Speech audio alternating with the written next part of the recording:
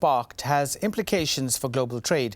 Now, to discuss the impact, we're joined by Dr. Rasigan Maharaj. He's a political economy expert and the chief director at Swana University of Technology. Rasigan, these tariff wars in the 30s, in fact, deepened what was then the Great Depression. Can this happen now? Greetings, Akash, and greetings to all the viewers as well. Of course, history has a strange way of repeating itself, especially in these cycles where we are locked into the same economic system that actually generated the crisis of the 1930s. So here we are again seeing the same role players and actors, albeit in a different incarnation, actually representing the same views being taken forward. The elite and the rich seek a particular form of solution which proportionately disadvantages the working classes in all the countries of the world systems at present. And that's what happened then, and it looks like that's what is happening at present. So does this mean this is the end for AGOA, in particular for South Africa? Well, I think the writing on the wall for AGOA appeared even before Trump assumed his role as president of the USA. And the system that afforded free or low tariff entry for products from outside of the USA, also presented a challenge to those within the USA with competing products. And as a consequence, Trump has used this to frame a narrative which points to their disadvantage as a consequence of agreements such as AGOA. So I think most people who are analyzing what's taking place in the political economy will generally agree there is no AGOA going forward. And as a consequence, we had best pay much more attention to our own domestic economy rather than relying on trade with the United States of America. AGOA wasn't just about South Africa, it included other African countries as well. What does the future of AGOA look like for the continent? Well, I think the starting premise, Akash, and it's quite important for us to remember this. When Trump issued the range of tariffs just a few days back, it wasn't directed at South Africa or any particular country. It was a general statement at world systems. In other words, all 194 countries of the United Nations are going to be affected. In this end, the countries that occupy the most peripheral and marginalized positions in the world economy are concentrated on our continent of Africa. We have the largest number of least developed countries in the world system itself. So as a consequence, all the countries that have up to now benefited from the provisions of AGOA are themselves all going to be affected by this falling away.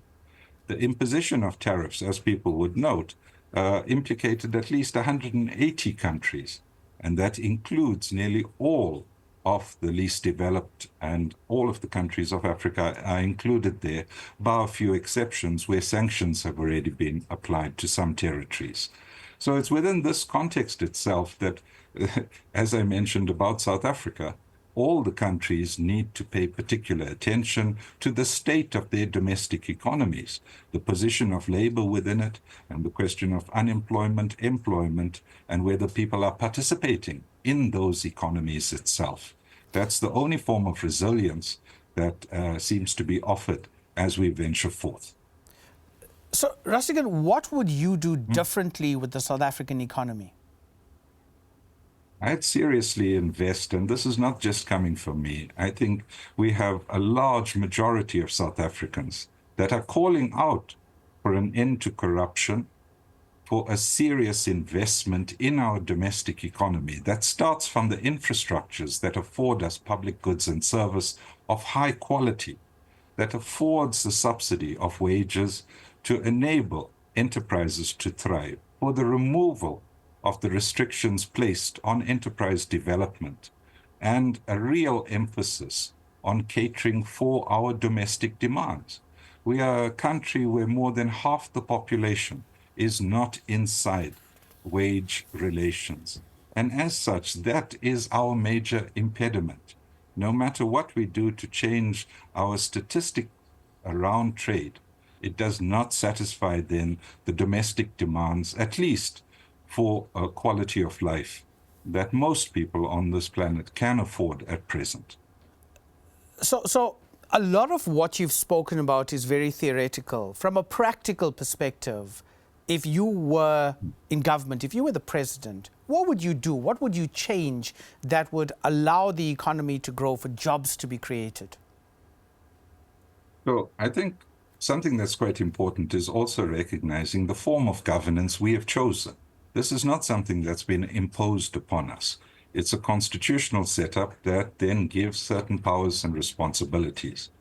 I believe it remains a serious concern that we continue to try or put forward proposals that have actually failed to deliver positive results over the last 31 years. In other words, what this means is a very careful rethink of our position with relation to how we understand economics. And by this, I mean us being able and capable of utilizing public enterprises to generate the type of goods and services that are not being provided by the private sector itself. And here, as an example, because what I've mentioned, Akash, is not as theoretical, if you don't mind. These I'm speaking about are things like our port infrastructure, our railroads, the quality of our roads and public transport.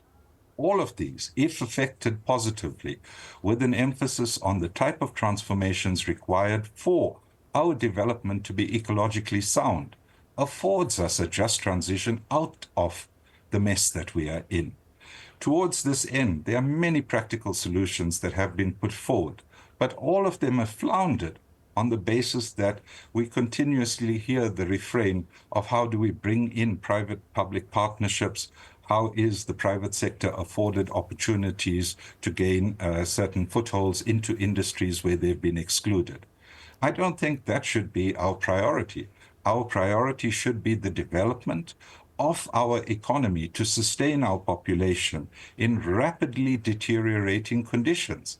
Our sovereignty will stem from our security that's afforded, from us being able to deliver an ever-increasing quality of life to all the peoples of South Africa. That's very practical. And it also means that we have to turn our heads against the role of transnational corporations, the way in which our economy has been financialized, and pay particular attention to building the type of industries that not only generate jobs, but actually create goods and services that are benign in the environment and that help us enjoy a better quality of life. Rasigan, very quickly, because I'm running out of time. In 20 seconds, paint a picture for us in 4 years from now, when Trump comes to the end of his term. What would the global economy look like given the current trajectory? Multipolarity would have advanced significantly.